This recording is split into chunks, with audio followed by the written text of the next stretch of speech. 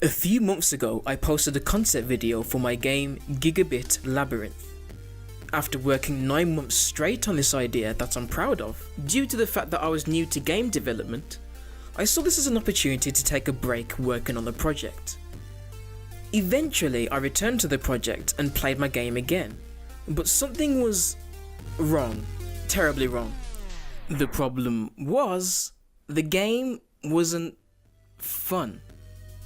Hi, this is Super Dev Bros, a series that documents the progress of my game and the game design guiding it.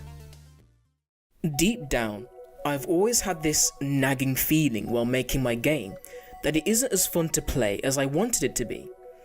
But that was because I haven't yet created any elaborate level design, right? Wrong! You see, I started playing other platformers in order to steal ideas, in order to get inspiration for level design, yeah. Then I came to a realization.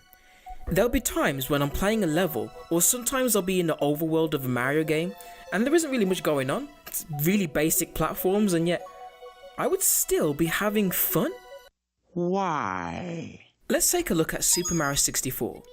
If you've played the game around the time that it came out, I can guarantee that most of you wasted a lot of time simply jumping around and testing the moves.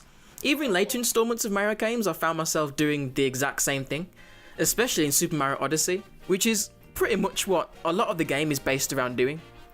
This is because basic game movement, especially in platformers, needs to be more than just functional, like in my game. It needs to be satisfying and expressive. Such fine-tuning of the mechanics can even dictate the direction of the game's development. Take for example, Splatoon, one of my favourite franchises. Splatoon began development as a black and white game starring tofu blocks.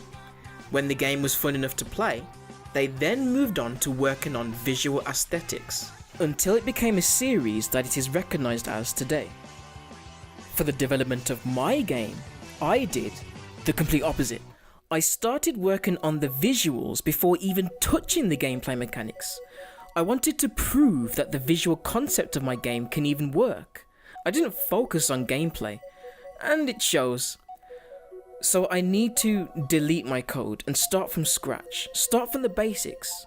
Although I painstakingly wrote the code that controls my character, all the tweaking, bug fixing and cleaning up the code, I feel would take up too much time. Sometimes you just need to crush the paper, roll it into a ball and then start on a new clean sheet. The code that I created is far more easier to manage than the ones that I made before. Once I had the basic movement, jump force, even the wall jump programmed, it is now time to refine the feel of the movement to a level that is satisfying. So how would I go about that? Well, if you've ever played a game where the controls seem floaty and stiff, this is usually because the movement requires energy. That energy builds up into whatever needs to move, then it is released, causing the action or movement. Finally, when no more energy is being applied, there is an aftermath of the action or follow-through. This is something that we observe in natural reality and needs to be kept in mind for programming the movement of the character. So in this case, let's consider how the character walks around. We want the character to start from a standstill, then gradually reach a top speed, as opposed to moving instantly and stopping instantly. To do this, we need to use a principle called interpolation. There we go.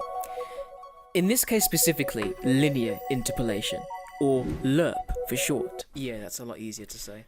Put simply, this involves finding a value or number that is some percentage between two given values or two numbers.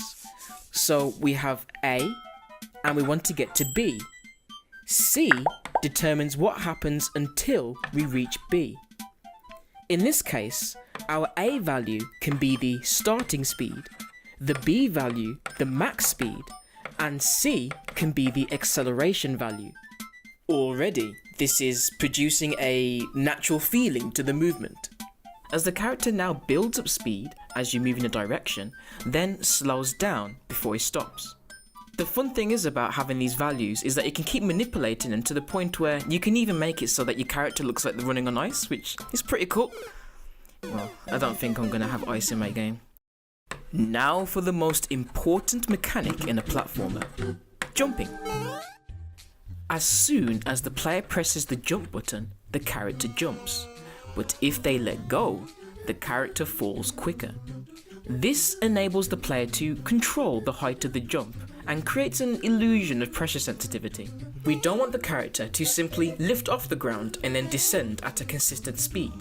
Instead, there needs to be an arc-like motion in the jump. You see, a jump is essentially pushing against gravity.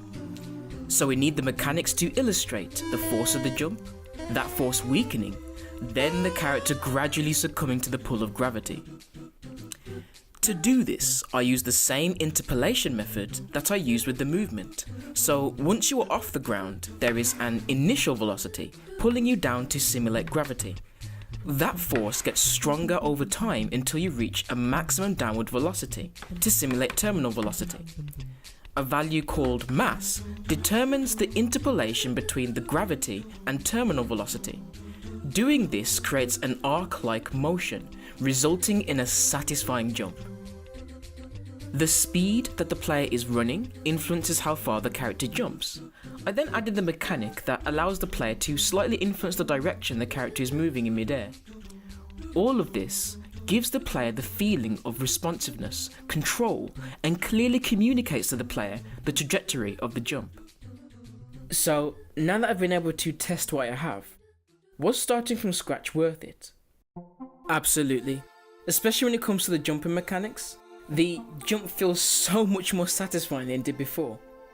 And the level design hasn't actually been quite extravagant. It's been quite basic really, just moving platforms, rotating platforms, but I have had so much fun just messing around with the game. I mean, without realising, I wasted a lot of hours just messing around. Now, I mentioned before that the jump is very satisfying, but why is this the case? Well, my theory is this. You see, gravity is this oppressive force that is continuously holding you down, but for a brief moment when you press that jump button, you're basically breaking free from this oppressive force. So I think the mechanics that I programmed illustrates this sufficiently, whereas before it kind of felt like the character was just being picked up and then placed back down. Not only that, just moving around, the acceleration, the deacceleration. I mean, it's kind of hard to put into words how the controls feel. I mean, even showing it on video might not be enough. It's something you can only truly understand if you play it yourself. Also, programming the mechanics was quite fun. So much so that I even added an extra jump. So basically, you have the normal jump button, which is this. But if you hold crouch and then jump, you jump on your head and then you start rolling. But if you time it right, like this, then you jump extra high. So it's something for like speedrunners if they, instead of having to, you know, go normally like this, you can instead just do this. When I'm playing the level, I'm like wasting loads of time because I'm just so engaged into it, because I never realised how fun it actually is. Now, this wasn't some masterclass on game design. This was just showing the process and the philosophy behind how I'm designing my game. Of course, there are many other mechanics that I'm going to add into this game, but going through this has really emphasized the importance of getting the mechanics down and fine-tuned before you even think about failure. Before I was really interrupted by my death. Yes, as I was saying, it's very important that you get all this down before you move on to the next step. And this is going to give me countless benefits in the future. A video game needs to be fun, and there isn't necessarily a absolute way of achieving this for your game, whether it's being excited by the flashy moves of an action game, being immersed into a story, or the gratifying feeling of beating a challenge.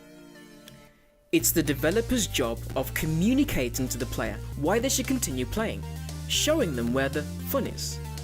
Gameplay mechanics are the foundation of achieving this, from which the rest of the game is built off. There are of course many other elements of engaging the player into a video game. Graphics or visuals can also play a significant role in drawing in players and immersing them into the virtual world. In my game, I have gone for a distinct look. Now that I am happy with my basic gameplay mechanics, in the next video, I will work on improving the graphics for my game. That's it for this video, and thanks for watching. If you enjoyed the video, please give it a like. I said a like, there you go. Hit that subscribe button if you want to see more. Leave a comment. See you next time.